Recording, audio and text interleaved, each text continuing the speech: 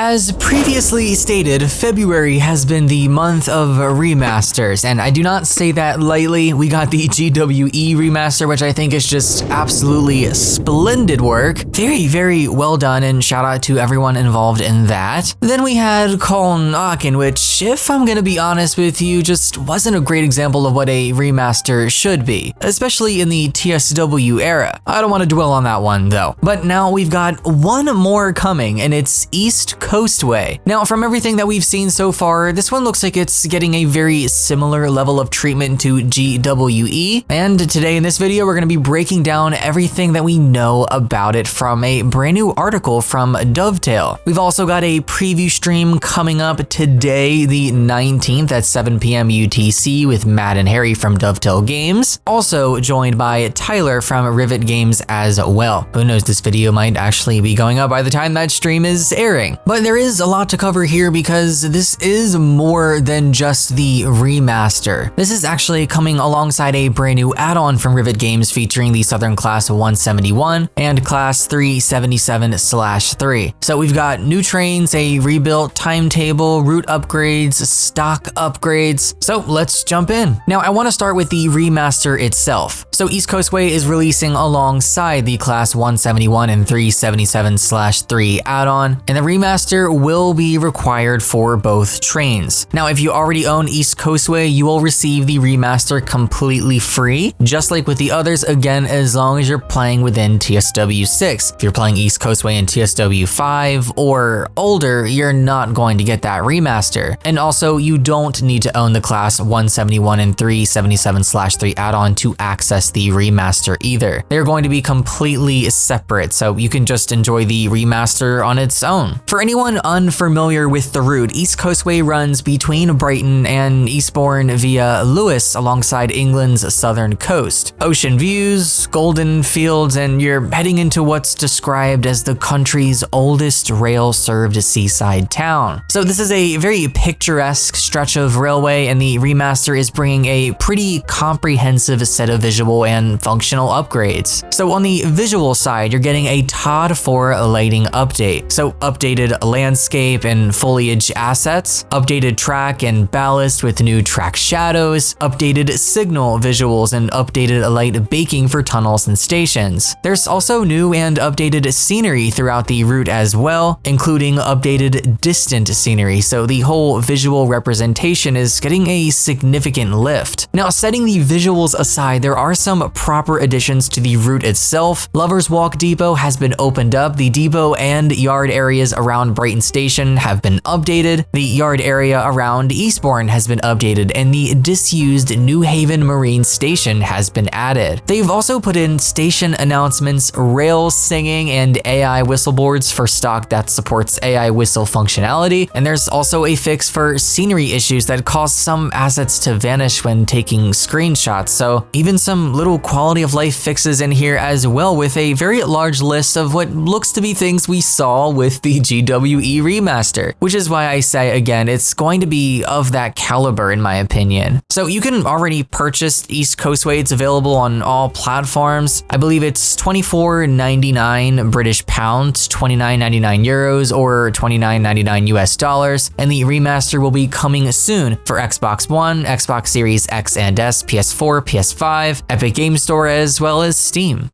So the existing stock is getting some attention as well. So the Class 377/4 and 313 are both getting a round of updates alongside this. Both trains are receiving TOD 4 lighting updates, train faults for wipers, onboard announcements, suspension updates, a wheel blur update, yes, even guard mode and driver assist. So there's a decent list of improvements coming to trains you may already own and drive regularly on this route. Now, on top of that, the Class 313 specifically is getting DSD audio so it won't get emergency stopped without giving drivers a warning first. This has been a very annoying problem for quite some time, and it's something that I remember very vividly from my time on this route, even though I haven't really spent too much time with it. So now to talk about the rolling stock, starting with the Class 171. So this is the variant of the Class 170 operated by Southern. The primary difference between the 171 and the standard 170 is the fitting of a Dellner couple, rather than the usual BSI coupler, which allows for emergency coupling to Southern's EMU fleet. Southern has shuffled their 171s around a bit, but since the timetable for this add-on is set in the 2017 to 2018 period, Rivet are including the 2-car 171/7 and the 4-car 171/8 exclusively as part of this release. Now, in terms of where you'll be driving it, so the 171 operates diesel services over the Marshlink line between Orr and Ashford International, of course connecting to Brighton. These services stop only at Polegate and Lewis, except for the first service of the day, which makes additional stops between Lewis and Brighton. So you've got a nice mix of express style running and a slightly different stopping pattern for that early service. Rivet has also made audio improvements to the 171 versus other variants of the 171 that we have seen in game, and those improvements will be backported to the Birmingham Cross City and Fife Circle Class 170s. So if you own either of those routes or DLC for them, you'll benefit from the improved audio as well. I think this is a great thing to see them revisit stuff, but still continue to make improvements on it and then backport it. I love when they do that. It also, I guess, sort of acts as an incentive to want to purchase it just for updates to back catalog stock, which I'm assuming you're gonna have to purchase it to get the updates on the old stock. So the other train included in this add-on is the Class 377/3, and this one has an interesting history behind it. So these units were originally built as Class 375/3s for Connex Southeastern, which later became Southeastern. 28 of them were transferred to Southern, and when that happened, their designation changed to Class 377/3 to reflect the fitting of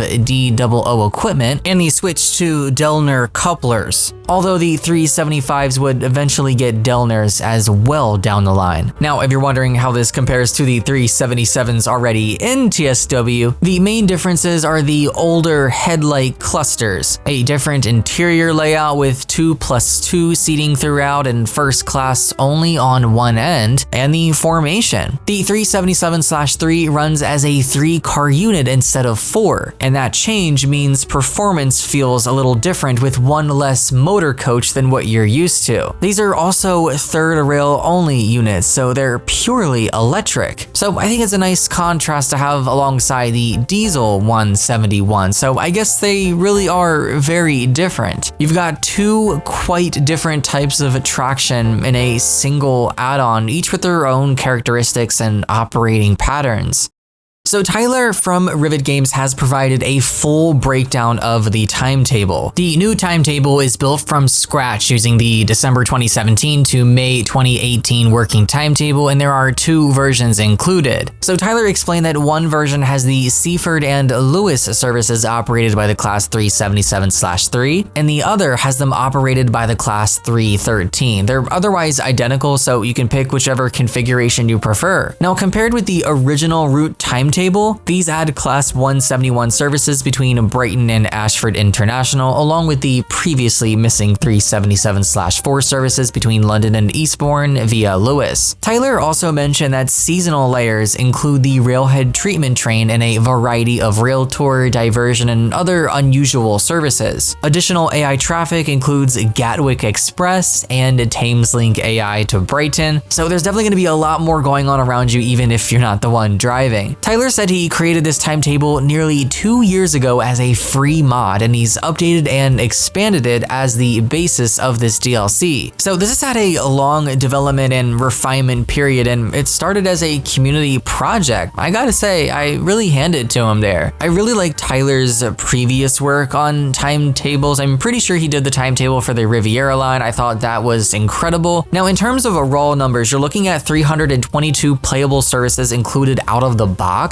with all active layers that goes up to 376 playable services. So it's not a big jump if you don't own all the layers, and this is a rather smaller timetable compared to other routes. Now, if you count AI services with all layers, that total comes to about 1008. Gen 8 players will have the same timetable as Gen 9 and PC, so no one's missing out regardless of platform. And considering that this timetable is significantly smaller than some other very large timetables that we've seen recently. I still think we might run into blurry textures for consoles, but I'm thinking the chances of that happening are a lot lower. Our compatible layer list is pretty extensive. You've got the Railhead Treatment Train again, Brighton Mainline again, Thameslink Class 700, Southeastern High Speed, Class 20, Class 86/2 coaches only, Tees Valley Line, ROG Class 37, Flying Scotsman Class 33, and Riviera Line Class 150 AI. Now the Class 171 and 377/3 add-on is coming soon for Xbox One, Xbox Series X and S, PS4, PS5, Epic Games Store, and Steam. This is priced at £12.99,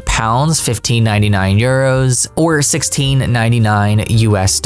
3 scenarios are included alongside all of those timetable services. And again, East Coastway Remastered is required for both trains. But if you already own the original route, you're getting it for free. So that's everything that we know for the remaster and the Southern 171/377 pack. I think there's a good amount of stuff coming with this. I'm actually kind of excited for this. I'm definitely curious on what you guys think about everything that we've learned here. Are you looking forward more to the remaster or for the new rolling stock, or potentially both? And considering that the timetable was being built from a community mod originally and has been a work for quite some time, are you more confident in the quality of this, or are you going to be waiting to see it in action first? Definitely drop all of your thoughts below. That's going to be it from me. Take care, guys, and happy rail simming.